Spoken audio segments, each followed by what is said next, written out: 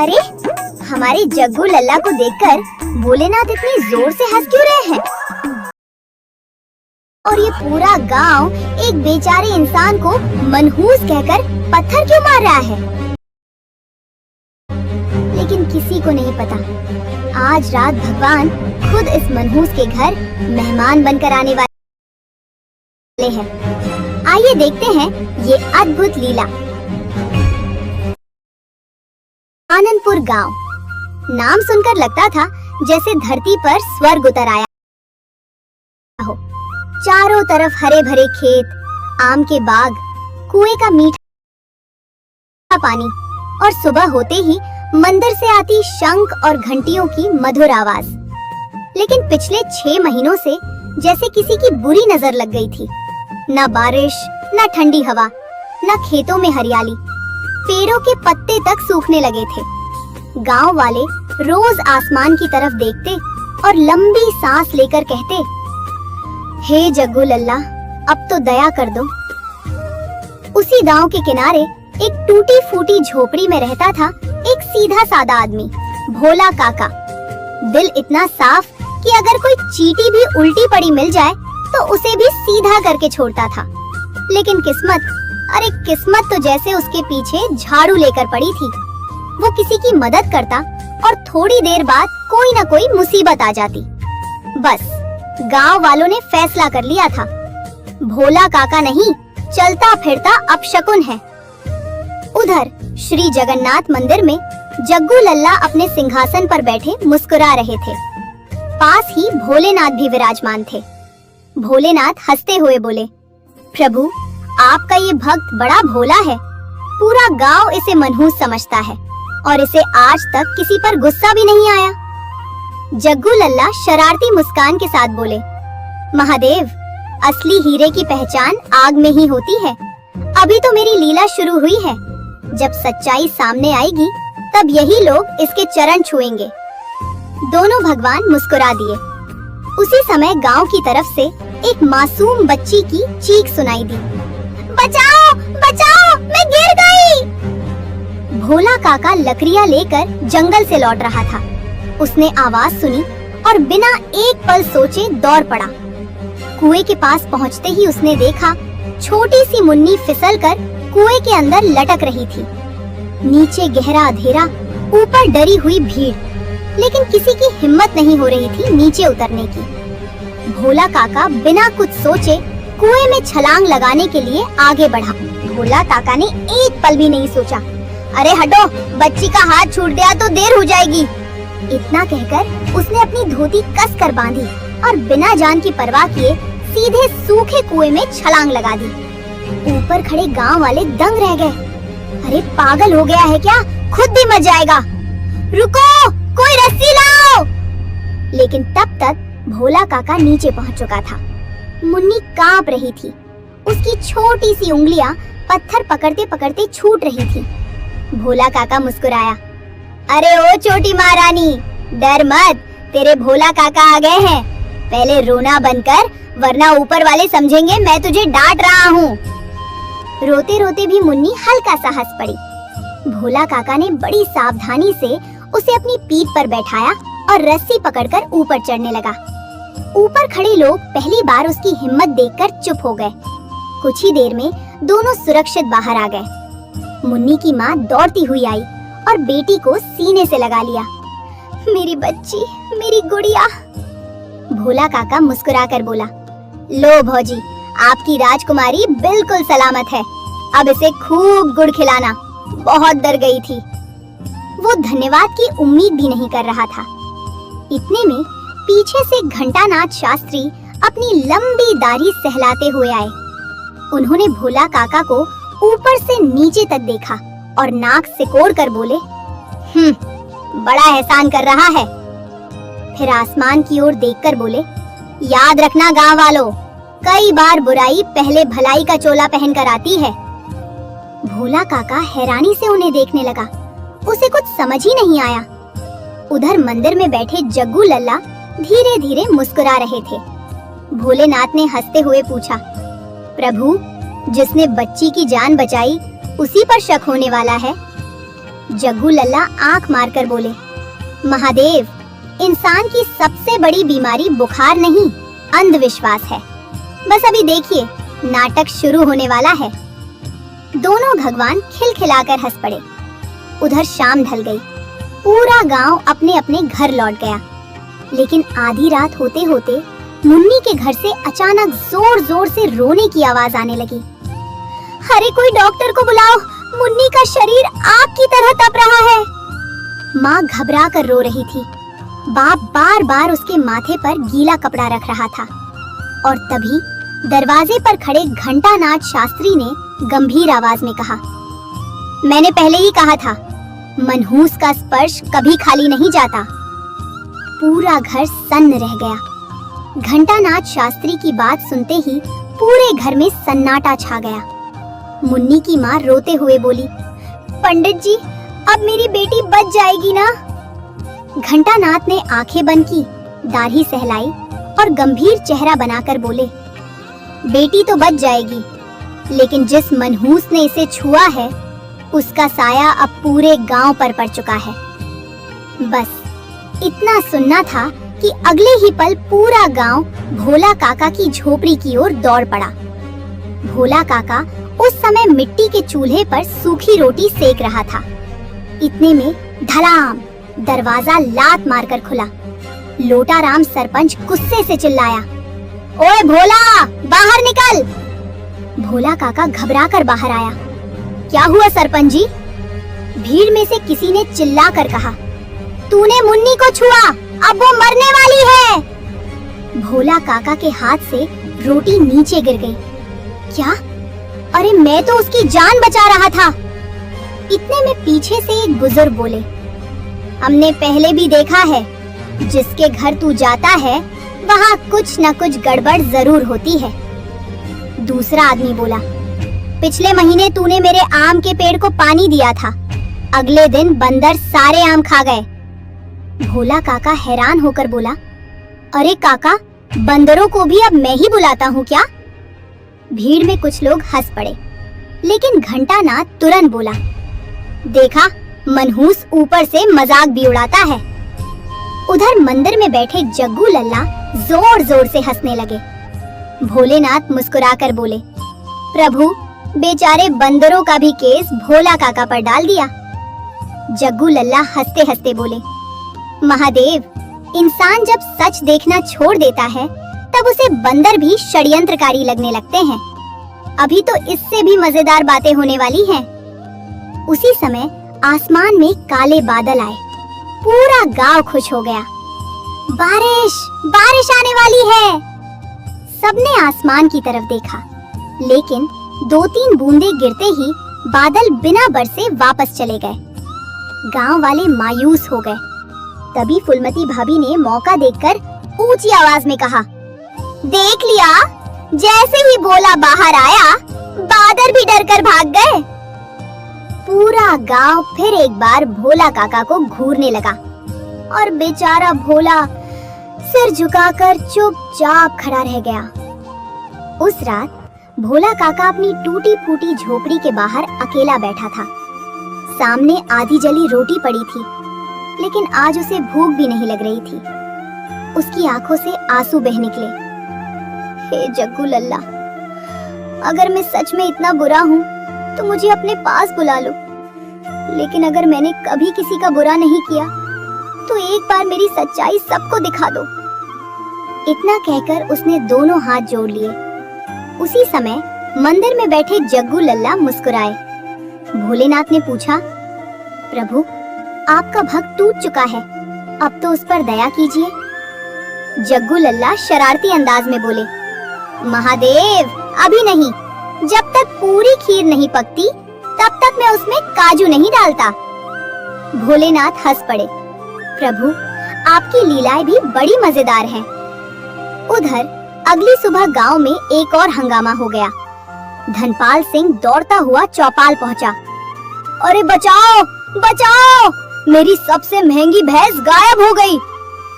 सारे गांव वाले उसके साथ खोजने निकल पड़े। कुछ देर बाद भैंस आराम से भोला काका की झोपड़ी के पीछे घास खाती मिली। धनपाल सिंह गुस्से से उछल पड़ा। देखा, यही है चोर। भोला काका घबरा गया। अरे नहीं ठाकुर साहब, रात में तो मैं घर से बाहर ही नहीं निकला। तभी भैंस ने जोर से भां किया और सीधे धनपाल सिंह की नई धोती पर गोबर कर दिया। पूरा गांव एक पल के लिए चुप रहा। फिर 2-3 बच्चे खिलखिलाकर हंस पड़े। एक बच्चा बोला, लगता है भैंस भी कह रही है, असली गंदगी कहीं और है। धनपाल सिंह का चेहरा लाल हो गया, लेकिन इससे पहले कि कोई कुछ समझ पाता, घंटानाथ शास्त्री फिर आगे आ गया। अरे हंसो मत, मनहूस के घर के पीछे भैंस मिली है, इसका मतलब साफ है, ये अशुभ छाया अब जानवरों तक पहुंच गई है। भीड़ ने फिर बिना सोचे समझे उसकी बात मान ली। उधर जग्गू लल्ला धीरे से मुस्कुराए। महादेव, देखिए, असली चोर सामने खड़ा है और पकड़ कौन जा रहा है। भोलेनाथ ने गहरी सांस ली। अब समय आ गया है प्रभु, सत्य को बाहर आने का। जग्गू लल्ला बोले, हाँ, अब लीला का सबसे बड़ा मोड़ शुरू होने वाला है। अगले कुछ दिन गांव की हालत और भी खराब हो गई। धूप इतनी तेज पड़ रही थी कि दोपहर में चिड़िया तक उड़ना छोड़ देती थी। खेतों की मिट्टी फट चुकी थी, तालाब सूख गए थे और अब पूरे गांव की आखिरी उम्मीद, पुराना पत्थर वाला कुआं भी लगभग खाली हो चुका था। सुबह सुबह पूरा गांव उसी कुएं के पास जमा था। औरतें खाली घड़े लेकर खड़ी थीं। बच्चे प्यास से रो रहे थे। एक बूढ़ा आदमी कांपती आवाज में बोला, इतने सालों में ऐसा सूखा कभी नहीं देखा। तभी एक छोटा लड़का चिल्लाया, अम्मा, पानी खत्म हो गया। ये सुनते ही कई औरतें रोने लगीं। उसी समय भीड़ में खड़ी फुलमती ने धीरे से घंटानाथ के कान में कुछ कहा। दोनों मुस्कुराए। फिर घंटानाथ ऊंची आवाज में बोला, अब भी नहीं समझे तुम लोग? जब तक मनहूस गांव में रहेगा, पानी नहीं आएगा। भीड़ फिर भड़क उठी। हाँ, सही कह रहे हैं, पहले इसे गांव से निकालो, यही सारे संकट की जड़ है।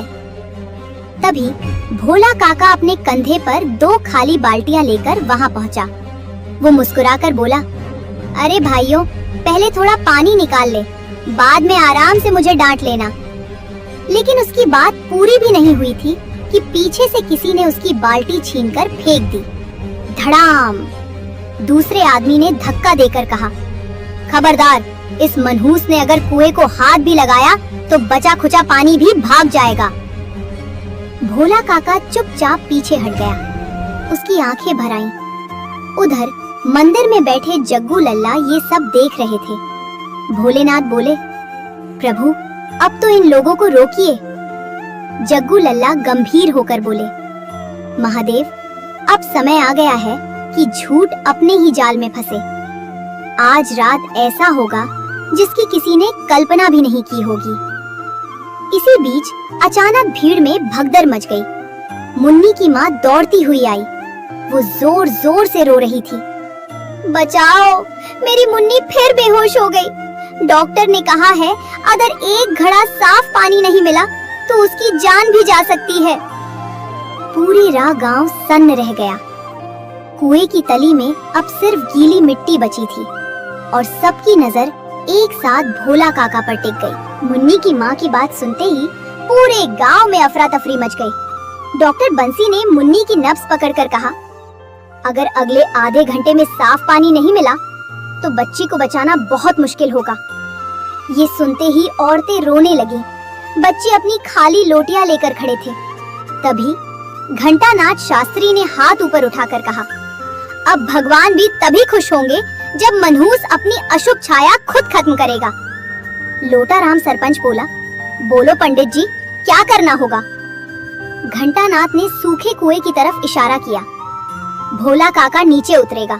अगर उसकी किस्मत में शुभ होगा तो पानी निकल आएगा, नहीं तो वही रहेगा। भोला काका चौंक गया। अरे, इतना गहरा कुआं, अगर मैं नीचे फंस गया तो? धनपाल सिंह हंसते हुए बोला, डर क्यों रहा है? अगर तू मनहूस नहीं है तो भगवान खुद बचा लेंगे। भीड़ एक साथ चिल्लाने लगी, हाँ, नीचे उतारो, आज फैसला हो ही जाए।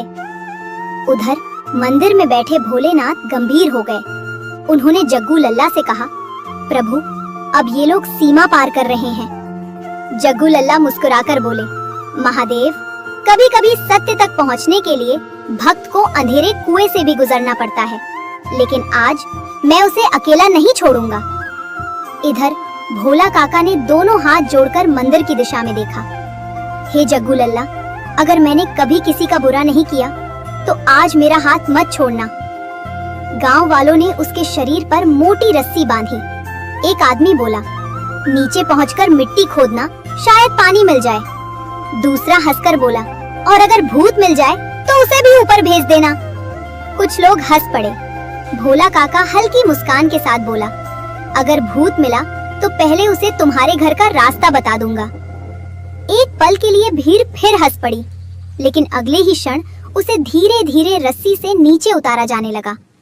ऊपर से आती रोशनी छोटी होती गई, चारों तरफ अंधेरा छा गया, और जैसे ही भोला काका कुएं की तली पर पहुंचा, उसे सामने पत्थर की दीवार में एक अजीब सी दरार चमकती हुई दिखाई दी। भोला काका ने कांपते हाथों से उस दरार को छुआ।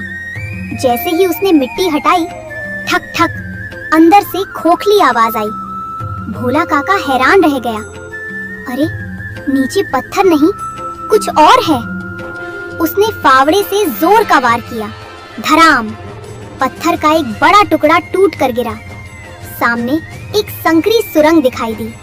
अंदर से ठंडी हवा आ रही थी। भोला काका धीरे धीरे भीतर बढ़ा। कुछ कदम चलते ही उसे दूर हल्की रोशनी दिखाई दी। वो जैसे ही पास पहुंचा, उसकी आंखें फटी की फटी रह गईं। सामने लोहे के मोटे मोटे पाइप बिछे थे, इतने बड़े कि एक बच्चा आराम से उनके अंदर घुस जाए। बीच में एक विशाल मोटर लगी थी जो अभी बंद थी। भोला काका बुदबुदाया, हे जग्गू लल्ला, ये सब कुएं के नीचे कैसे? तभी पीछे से एक मीठी आवाज आई, काका, रास्ता इधर है। भोला काका पलटा। सामने लगभग 8-9 साल का एक सांवला घुंघराले बालों वाला प्यारा सा बच्चा खड़ा था। उसके चेहरे पर शरारती मुस्कान थी। भोला काका बोला, अरे बेटा, तू यहाँ क्या कर रहा है? बच्चा हंसकर बोला, मैं तो खेल रहा हूँ, लेकिन बड़े लोग बहुत गंदा खेल खेल रहे हैं। भोला काका कुछ समझ नहीं पाया। तेरा नाम क्या है रे? बच्चा मुस्कुराया, सब मुझे जग्गू कहते हैं। भोला काका भी हंस पड़ा, अरे वाह, मेरा भी एक दोस्त था जग्गू, तू भी बड़ा नटखट लगता है। बच्चे ने उंगली से आगे इशारा किया, काका, अगर सच देखना है तो उधर चलो। दोनों आगे बढ़े। कुछ दूर जाकर दीवार पर पूरा नक्शा बना था। उसमें 5 गांवों के कुएं लाल रंग से बने थे। सभी से पाइप निकलकर इसी मोटर तक आ रहे थे। भोला काका का सिर चकरा गया। मतलब कोई 5 गांवों का पानी चुरा रहा है। इतने में जग्गू मुस्कुराकर बोला, काका, ऊपर वाले लोग मनहूस ढूंढ रहे हैं और असली चोर नीचे छिपा बैठा है। भोला काका उस बच्चे की समझदारी देखकर दंग रह गया। उसे जरा भी अंदाजा नहीं था कि जिसके साथ वो बातें कर रहा है वो कोई साधारण बच्चा नहीं, स्वयं जगन्नाथ प्रभु है। भोला काका ने जल्दी जल्दी उस मोटर के पास पड़े कागज, नक्शे और लोहे की चाबी उठा ली। उसी समय ऊपर से गांव वालों की आवाज आई, अरे भोला, नीचे क्या कर रहा है? पानी मिला कि नहीं? भोला काका जोर से चिल्लाया, पानी नहीं, पानी का चोर मिल गया। ये सुनकर लोटाराम, 2 जवान और डॉक्टर बंसी रस्सी के सहारे नीचे उतरे। जैसे ही उन्होंने सुरंग देखी, सबके पैरों तले जमीन खिसक गई। एक जवान चिल्लाया, अरे ये तो सारे गांवों का पानी चुराने का अड्डा है। डॉक्टर बंसी ने मोटर की पाइप देखकर कहा, इसलिए हमारे कुएं सूख रहे थे।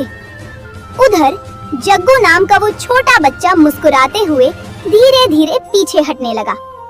भोला काका बोला, अरे जग्गू, तू भी चल, सबको बता देना कि तूने मुझे रास्ता दिखाया। बच्चा मुस्कुराया, काका, जहाँ सच पहुँच जाता है वहाँ मेरा नाम बताने की जरूरत नहीं पड़ती। इतना कहकर वो प्रकाश की एक हल्की चमक में गायब हो गया। भोला काका हैरान रह गया। ऊपर आते ही पूरा गांव सुरंग देखने नीचे गया। धनपाल सिंह, फूलमती और घंटानाथ के चेहरे का रंग उड़ चुका था।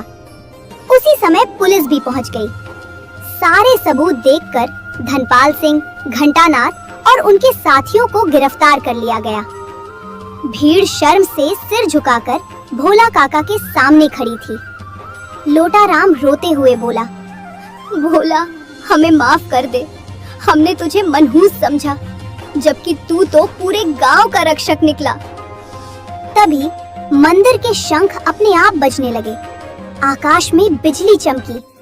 जोरदार वर्षा शुरू हो गई। मंदिर के गर्भगृह से दिव्य प्रकाश निकला। उस प्रकाश में पहले भगवान जगन्नाथ और फिर भगवान शिव प्रकट हुए।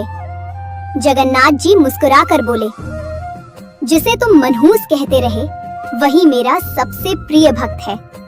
भोलेनाथ बोले, जो बिना सत्य जाने किसी पर दोष लगाता है, उसका विवेक पहले सूखता है, फिर उसका जीवन। पूरा गांव रोते हुए भगवान और भोला काका के चरणों में गिर पड़ा।